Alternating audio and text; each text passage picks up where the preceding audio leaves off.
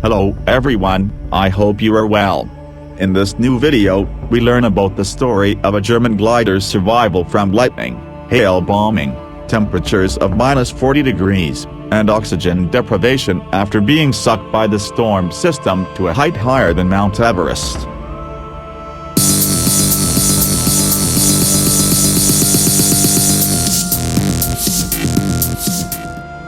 Ewa Wisnierska was a 35-year German woman who was an experienced paraglider who was internationally known for her paragliding feats.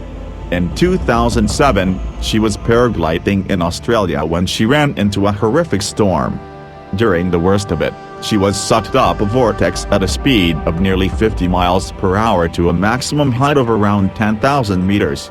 Higher than the top of Mount Everest and almost at the point where jumbo jets cruise. As the storm raged around her, the lack of oxygen at that altitude caused her to pass out for around an hour. Somehow she drifted unscathed through temperatures of -40 C as hail and lightning engulfed her body. According to doctors, the fact passed out may have helped her survive by slowing down her heart rate and bodily functions. This gave her the chance to wake up later after the storm was dying down and then land back to Earth. A Chinese man who flew into the same storm near Manila in northern NSW on Wednesday did not share Ewa Wisnierska's luck. He Zongpin, 42, was found 75 kilometers away from his launch site, and most likely suffocated or froze to death after being sucked into the storm, hang gliding experts say. Ewa Wisnierska's top speed of ascent was clocked at 20 meters per second and her descent at 33 meters per second by an onboard tracking system, she told ABC Radio. She described the violence of the storm system as amazing. "You can't imagine the power, you feel like nothing, like a leaf from a tree going up," she told the ABC.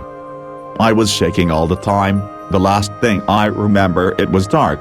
I could hear lightning all around me.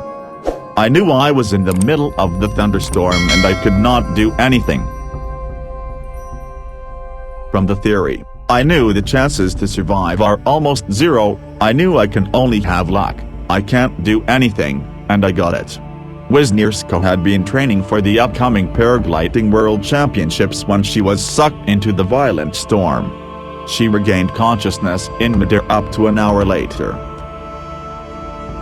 "I wanted to fly around the clouds but I got sucked 20 meters per second up into it and started to spiral," she told smh.com.o.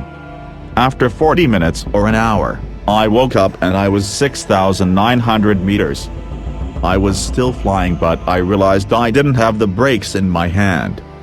I saw my hands and the gloves were frozen, and I didn't have the brakes, and the glider was still flying on its own. I was thinking I can't do anything so I only have to wait and hope that the clouds were bringing me out somewhere.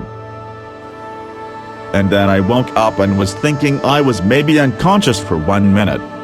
I didn't know I was unconscious for so long." Godfrey Wennis, the president of the Manila Sky Sailors Club and organizer of the upcoming Paragliding World Championship, said Wisnierska's tale of survival was mind-blowing.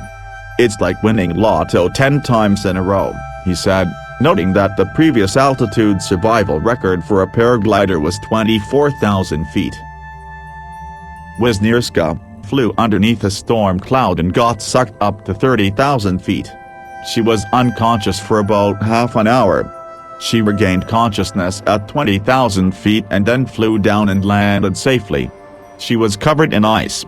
She suffered from severe frostbite. The temperature at that altitude was about -50 degrees. It's higher than Mount Everest. Mr. Wennis said her injuries were severe. "She's got bruises all over her body from the hailstones and she's recovering from frostbite to her extremities. She's got bandages over her head because her ears nearly got frozen off. She just remembers going up, lightning around her in the cloud, and she doesn't remember anything until coming to again." He said the size of the hailstones was up to 15 centimeters in diameter. Apples, oranges, up to rock melon size. And her glider kept flying perfectly, which is the amazing thing in this whole thing. Basically, she can't believe that she's alive. Sergeant Scott Tanner of Manila Police said Wisnierska landed between Paraba and Niagara, 60 kilometers away from her launch site. She was treated in hospital and discharged with frostbite injuries to her face, he said.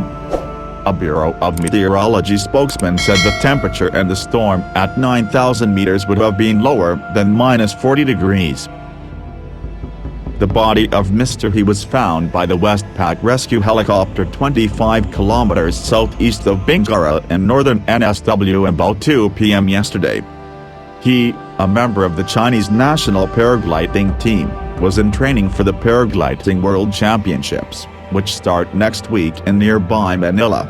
The paraglider, who had 10 years' experience in the sport, was last seen about 3 p.m. on Wednesday as thunderstorms were moving into the area. Hang Gliding Federation of Australia General Manager Chris Fogg said Mr. He was probably sucked into the cumulonimbus storm system and propelled to high altitude. We assume he was taken to an altitude where he may have suffocated and may have become radically chilled, he said. At the top of thunderstorms is typically where hail forms and there's lots of agitation and turbulence. I understand he was above 9,000 meters, so that's below 0 degrees. This system one sounds as if it was pretty strong. He could have been taken up at 1,200 feet a minute and beyond. Most pilots will try to get down to the ground before they get close to something like that. The glider piloted by Mr. He would have continued flying even if he had been unconscious, Mr. Fogg said. Mr. Wisnierska yesterday said the paragliders were among 200 people taking part in a routine training flight. The other flyers in the area had given the storm clouds a wide berth, he said. Maybe he was trying to thread the needle between two cells, but we don't know, he said. Mr. Wisnierska said more would be known after data retrieved from the GPS instruments carried by the man had been used to map out his exact flight path. Mr. Wisnierska said the storm cell had been building since the early morning, and all paragliders had been briefed about the danger before beginning their training flights.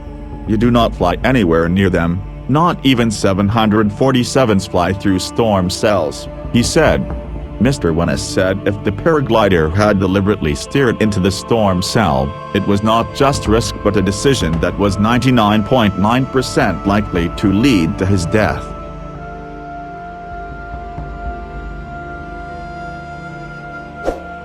If you liked the video, do not skimp on us by subscribing and pressing the like button, Minister of the Bell.